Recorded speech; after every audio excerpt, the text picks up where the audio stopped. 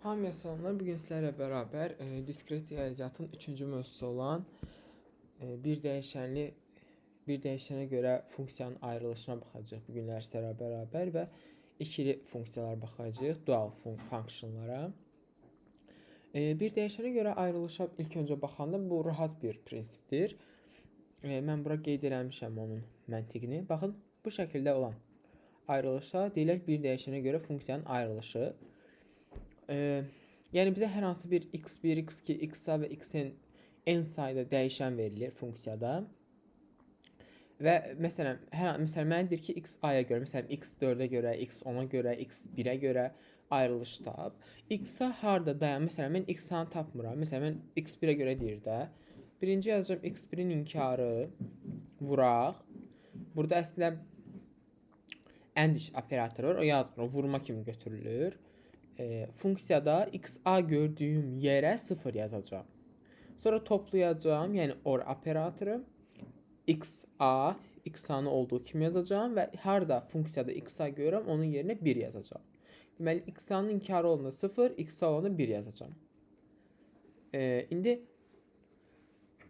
biz bunu gəlin iki dənə misala baxın burada mən sizlərlə.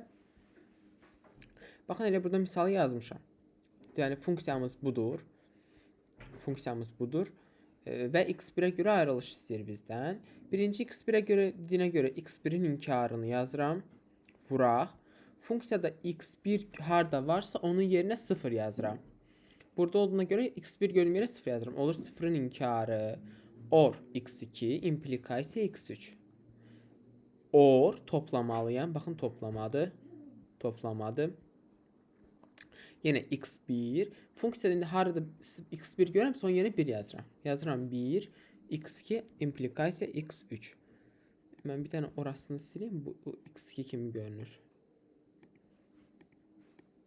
Aha. Bunu da silək, tam sərgəli dayansın. Bir dəqiqə. Aha. İndi gəlin bunu həll eləyək, sadələşdirək. Deməli, 0-ın inkarı təbii ki 1-dir. 1 OR x2 implikasiya x3 OR x1 vuraq. 1-in inkarı 0-dır. x2 implikasiya x3. Bu da bərabərdir. x1-in inkarı vuraq. 1-i nə ilə toplayırsa toplayın. Cavab hər zaman 1 eləyir. Çünki bura 1 də əsas 1 eləyəcək, 0 əsas 1 eləyəcək. 1 ilə belə gəlin birinci 1 x3-ün implikasiyası OR x1 vuraq. 0-la da nəyi toplayırsınız? x2 eləyir. O da olur x2 implikasiya x3. Bu ən sadə halıdır. Hardan bildim ən sadə halıdır? Çünki burada dəyişən qalmadı. Rəqəm qalmadı, ancaq dəyişən qaldı. Burada rəqəm qaldığına görə bunu daha da sadələşdirmək olar. x1-in inkarı vuraq. İndi 1-in x3-ə implikasiyasına baxmalıyıq da. 1-in 0 implikasiyası 0-dır. 1-in 1-ə implikasiyası 1-dir. Deməli, x3-ə nə versəm cavabda o çıxır da. Onda deməli 1-in x3-ə implikasiyası x3-dür. OR x1, x2 ilə x3-ün implikasiyası. Deməli, verilmiş funksiyanın, bax bu funksiyanın x1-ə görə ayrılışı olacaq. Deməli, baxın bu. Baxın bu. x1-ə görə ayrılışı olacaq bu ifadə.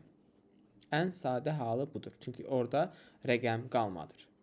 Baxaq ikinci tip suala. İkinci suala baxaq.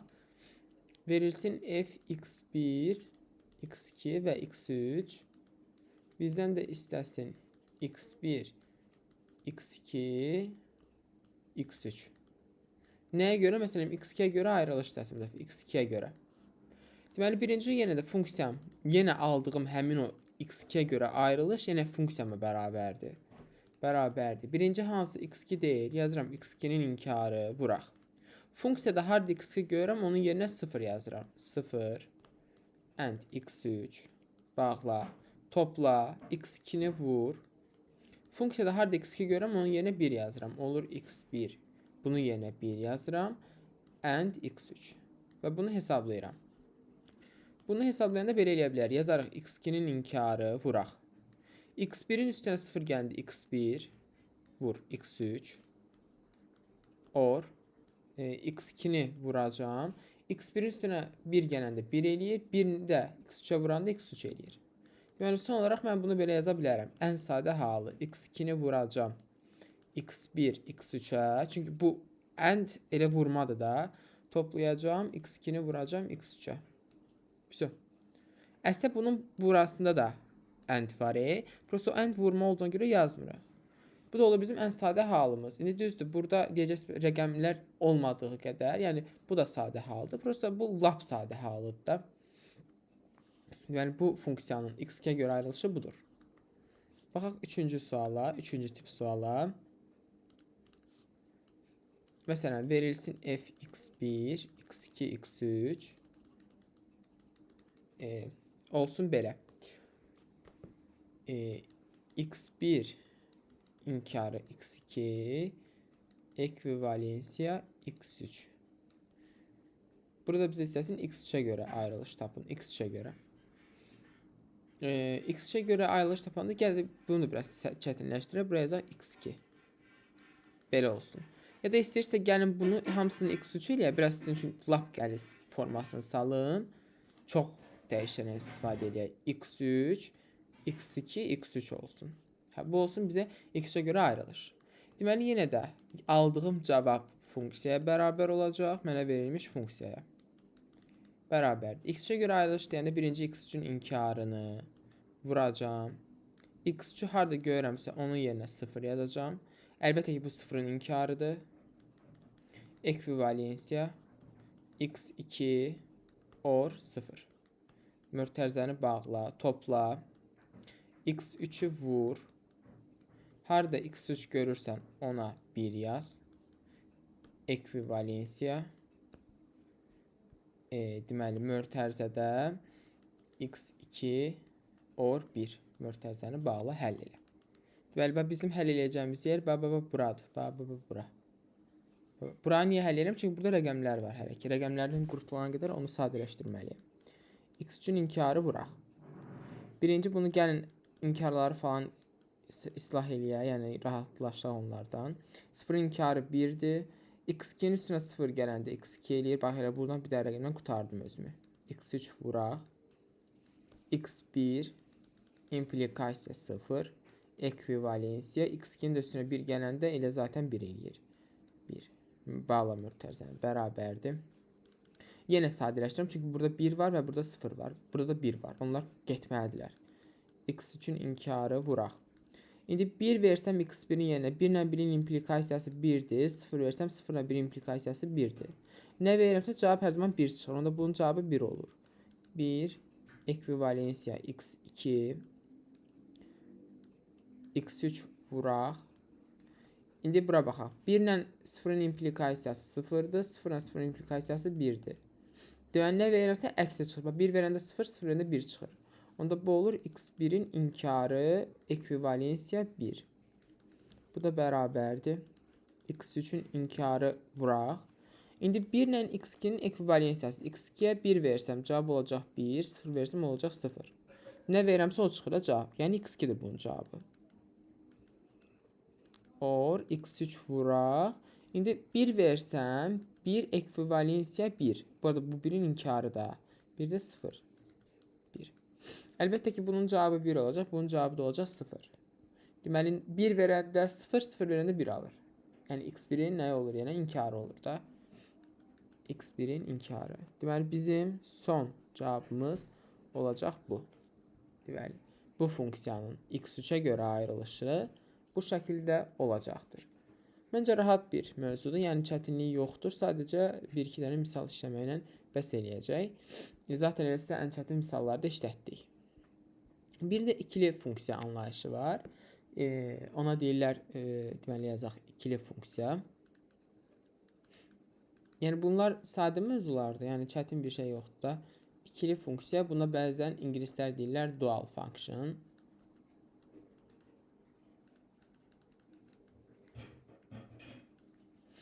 Funksiyalar yazaq da. Funksiyalar. Nədir məntiq? Burada məntiq odur ki, funksiyanın məsələn x1, x2 nokta xn funksiyasının ikili funksiyası o deməkdir ki, funksiyanın inkarı, ayrıca dəyişənlərin inkarı alırsınız. Bu da olur funksiyanın ikilisi. Həmin bax bu hissəyə, bu yazdığım bu hissəyə də f inkar x1'in inkarı, x2'nin inkarı, nokta xn'in inkarına belə də yazmaq olar. F ulduz x1, x2, nokta xn kimi də yazmaq olar. Yəni bu ulduz şəkli onu göstərir ki, o olur funksiyanın ikilisi. Əgər biz funksiyanın iki qat ikilisini alsaq, yəni bir dəfə ikilisini alıb bir də ikilisini alsaq, həmin bu x1, x2, nokta xn'in. Onda bu qayıdacaq bizim əvvəlki bu f funksiyamıza. F x1, x2, nokta xn'ə. Bu da ayrıca bir qaydadır da. Yəni bu ulduz yox edir, qayıdır təzədən f-nə. Yəni məntiq nədir? Sadə bir məntiq var. Harda inkar görürsünüz, harda dəyişən görürsünüzsə birinci inkarları yapışdırırsınız üstlərinə. Sonra orada deməli funksiyalara görə də biz inkarları yazmalıyıq. İndi bir dənə sadə bir misal üzərindən mən üstündən keçəcəm. Amma dediyim kimi yəni baxmalısınız da, yəni çətin deyil, amma prosta çox tələbə burada çaşır. Yəni bu mövzuda çaşırlar. Yəni çətinmi gəlir bilmirəm, amma çox tələbə burada axsayır deyim. Axsayan dığı yerlərdən biridir. Məsələn, mən ona axtarınca bir dənə misal tapdım. Gəlin o misalı həll edək. Verilib bizə f x1, x2, x3 bərabərdir. x1 implikasiya x2 and x3 deyir bizə ikili funksiyasını tapın. İkili funksiyasını yazın. Funksiyasını yazın. Aha. Məntiq çox rahatdır. Birinci mən başa salacağım, sonra belə üstündən keçərik də. Baxaq deməli necə eləyirik. Birinci dəyişənlərə görə inkar almalıyıq. Deməli bunu biz bu yazanda belə yazırıq. F ulduz şəklində. Bu olur funksiyanın ikilisi. Aha, gəlin alaq. Deməli birinci dəyişənlərə görə inkar alıram. Bax dəyişənlərə görə x1, x2, bir də x3-ə görə inkar aldım. Burada bir funksiya görürəm. Bax bir funksiyaya görə də alıram. Bax bu ekvivalens implikasiyaya görə də alıram. Aldım. Burada da deməli buna görə də bu deməli or operatoruna görə də bir də ümumi inkar alıram. İndi bunu həll eləyəndə görürəm ki deməli ümumi inkarı qeyd eləyərəm. x1'in inkarının inkarı x1'dir. İmplikasiyanın bunun əlbəttə ki inkarı yoxdur. Yəni onu biz belə ayıraq da. Bax bu inkar bu inkarı dəyir, bunlar gedir. Baxın bir dəqiqə mən bunu ayrı yazım. Bax bu inkarı yazacağım bunun üstünə. Bax bu böyük inkar budur. Bu da bizim bu funksiyanın inkarıdır. x1'in inkarı implikasiya x2'nin inkarı. Bu orun inkarı, bax orun inkarı enddir. X3'ün inkarının inkarı da x3'dür. Bunu belə rahat yazım görə bilərsiniz. Bu inkarla bu inkar gedir. Qalır x1'in inkarı and implikasiya x2'nin inkarı and x3. Bax bu da olur bizim funksiyanın ikilisi. Deməli məntiq nədir? Harda funksiya görəndə onun da üstünə xətt çəkirəm. Bir də dəyişənlərə görə xətt çəkirəm. Məsələn bu olsun bizim birinci sualımız. Çətin deyil, sadə suallardır. Prosta biraz praktika. F x1, x2, x3 olsun. Məsələn verilsin x1 and x2 ekvivalensiya x2 and x3. Deyir ikili funksiyasını yazın. Əlbəttə gəlin yazaq. F ulduz yazaq. x1, x2 və x3. Deməli birinci dəyişənlərin inkarını alıram. Baxın, bu da olur mənim dəyişənlərimin inkarı. Oldu. Sonra birinci burada nə operatoru görürəm? AND operatoru, onun inkarını alıram. Burada da AND operatoru görürəm, onun inkarını alıram. Sonra bir də ekvivalensiya operatorunu görürəm. Ekvivalensiya operatorunu görəndə bunun inkarını alıram, bunun inkarını alıram, bir də ümumi inkarı alıram. İstiyorum. Bu da olur mənim ikili funksiyam. Bilirəm ki, bu inkar, bu inkarı, bu inkar, bu inkarı aparır.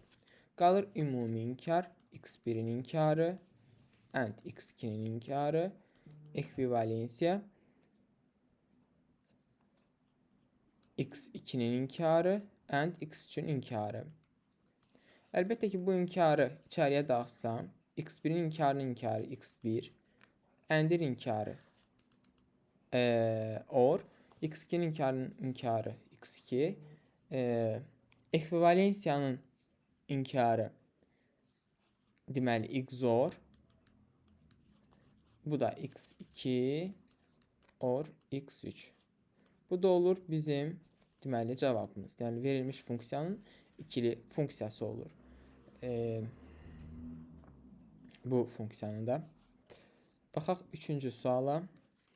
F(x1), x2, x3 bərabərdir. x1 implikasiya x2 pir soxu x3'ün inkarı. Gəlin bunu həll eləyək. Deməli f ulduz bərabərdir. Yəni f ulduz x1, x2, x3 bərabərdir. x1'in inkarı, x2'nin inkarı. Birinci dəyişənlərə görə inkarları alıram.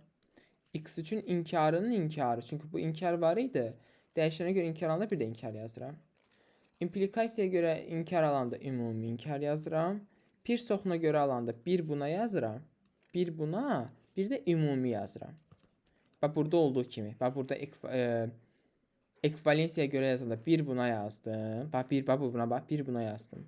Bir buna yazdım, bir də ümumi yazdım. Burada da eyni qaydada.